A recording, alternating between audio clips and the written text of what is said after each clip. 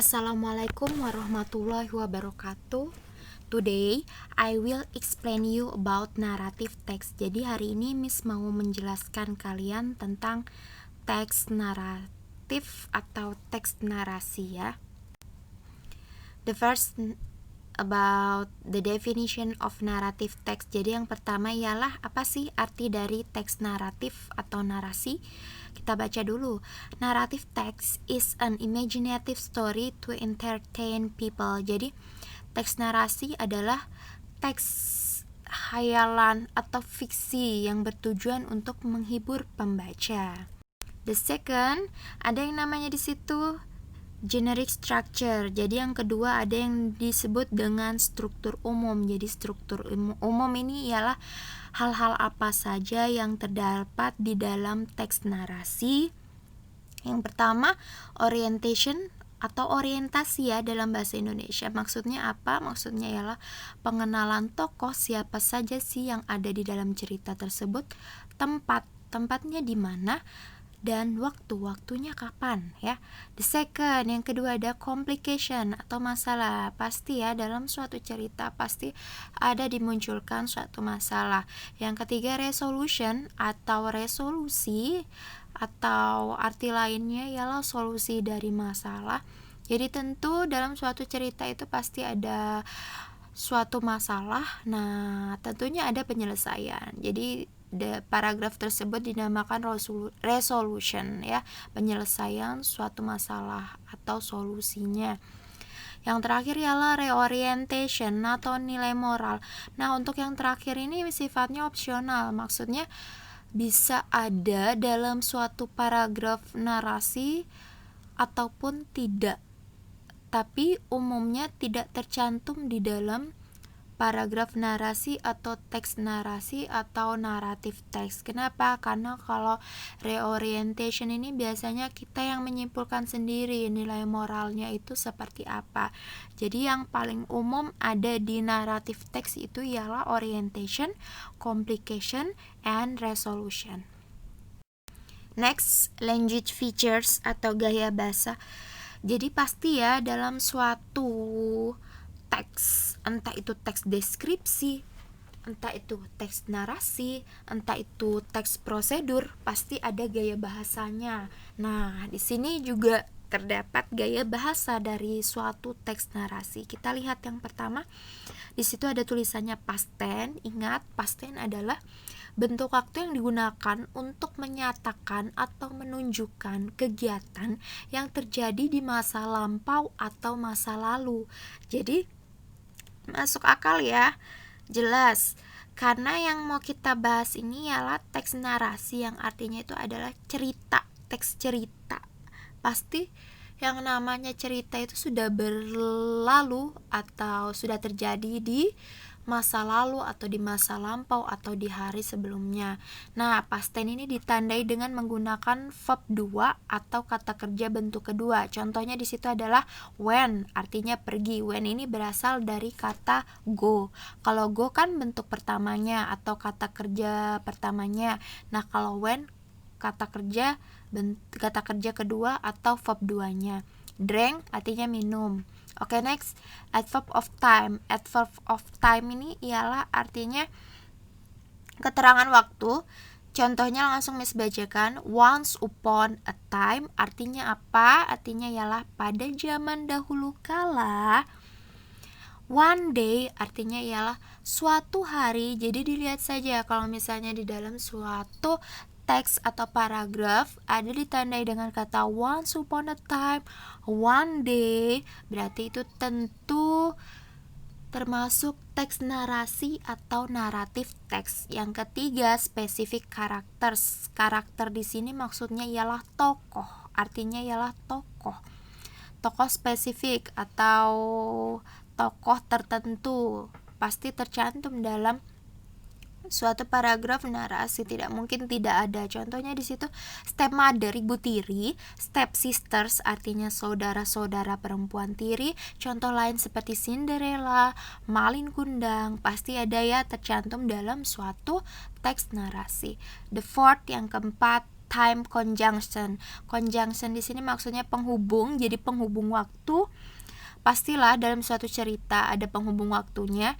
Contohnya when artinya ketika, then kemudian, suddenly tiba-tiba, dan sebagainya. The last yang terakhir untuk gaya bahasa dari teks narasi ada tulisannya di situ direct speech, artinya pengucapan langsung atau percakapan langsung. Nah, untuk membedakan yang mana yang merupakan percakapan langsung dalam suatu cerita itu ditandai dengan adanya tanda petik. Jadi kalau misalnya ada kalimat diapit oleh tanda petik itu berarti dia merupakan direct speech atau percakapan langsung ya. Contoh percakapan langsung. Contohnya, come on, kemari. Why are you crying? Mengapa Anda sedang menangis? Selanjutnya ada type of narrative text. Jadi ada tipe-tipe teks narasi atau jenis-jenis teks narasi. Ini Miss jabarkan menjadi 4. Yang pertama fairy tales atau dongeng. Itu contohnya ada di sebelah kanannya Cinderella. The second fable atau cerita binatang. Example-nya The Ant and the Grasshopper.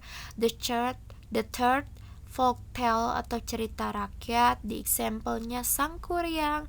Legend atau legenda. Legenda itu ialah cerita tentang asal-usul suatu daerah. Contoh di sampingnya The Legend of Toba Lake, legenda Danau Toba. Here I give you one example of narrative text. Jadi ini ada di sini ya, Miss beri satu contoh dari teks narasi simple ya. Simple ya, contoh yang simple, contoh yang singkat. Kita lihat ada tulisan di sebelah kanan dan kirinya.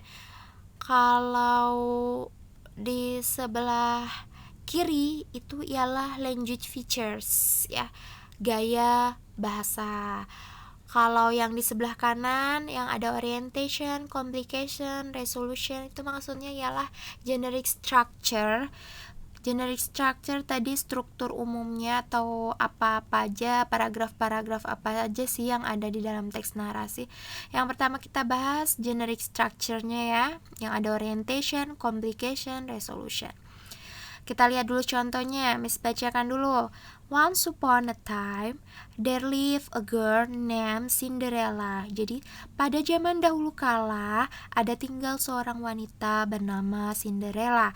She lived with her stepmother and stepsisters. Dia tinggal dengan ibu tirinya dan saudara-saudara perempuan tirinya.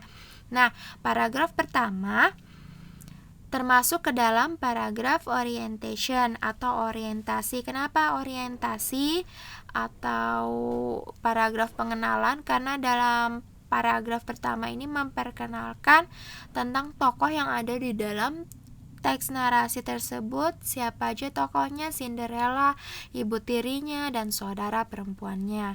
Oke, next. Her stepmother and stepsisters treat her badly. Artinya, ibu tirinya dan saudara-saudara perempuan tirinya merawatnya dengan buruk.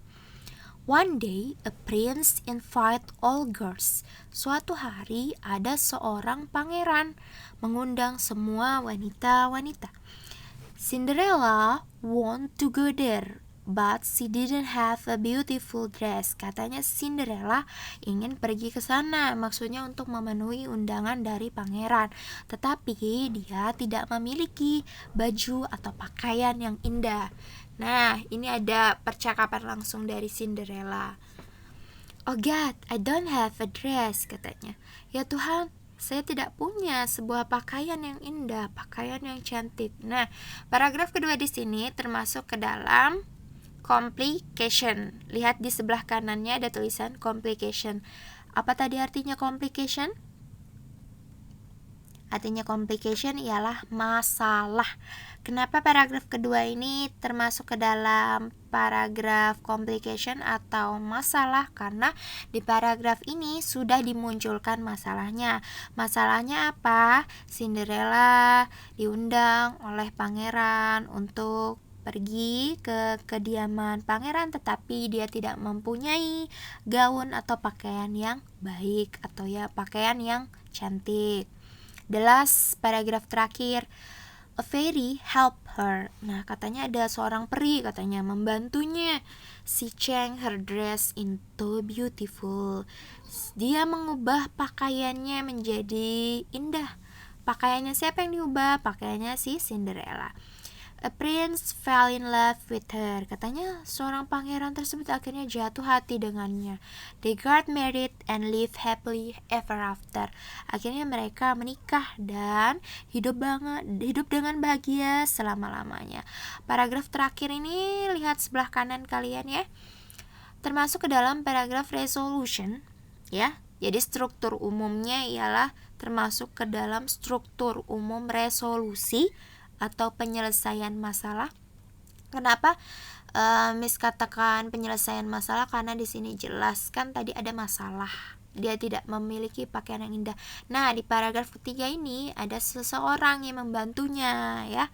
Akhirnya kan masalah terselesaikan. Nah, makanya paragraf ketiga ini dinamakan resolution.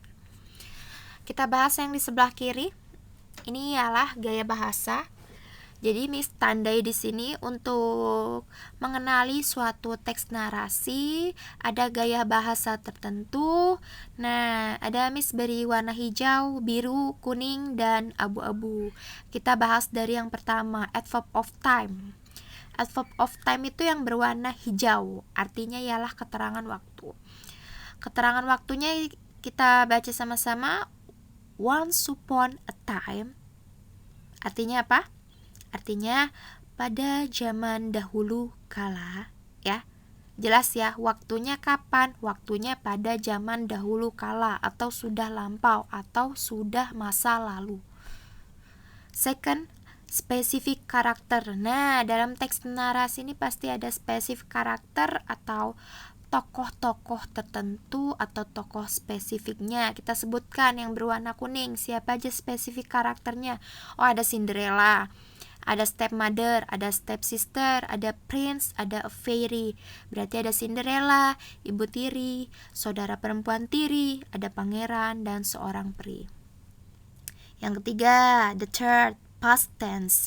Jadi dalam teks narasi pasti ada past tense atau yang menunjukkan bentuk waktu yang menunjukkan bahwa ini cerita ini sudah berlalu ya, sudah lampau, sudah terjadi. Ditandai dengan apa tadi? Dengan adanya kata kerja bentuk kedua atau verb to, verb 2 yang diberi warna biru.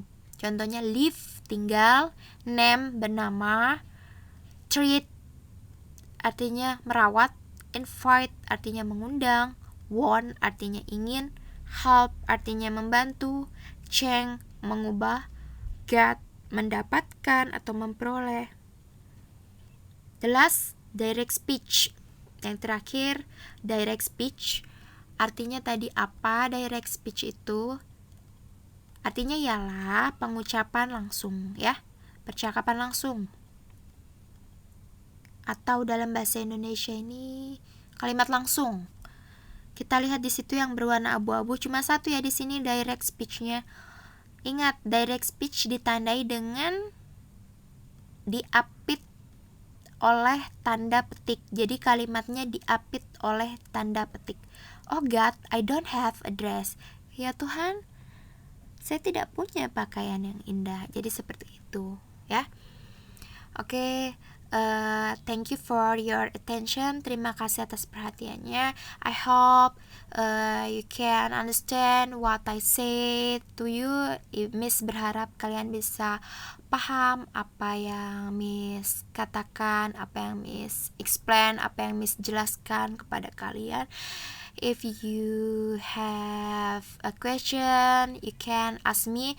Kalau ada pertanyaan, kalian bisa bertanya kepada Miss. Forgive me if I have the mistake. Maafkan Miss kalau ada kesalahan. Miss akhiri dengan wassalamualaikum warahmatullahi wabarakatuh.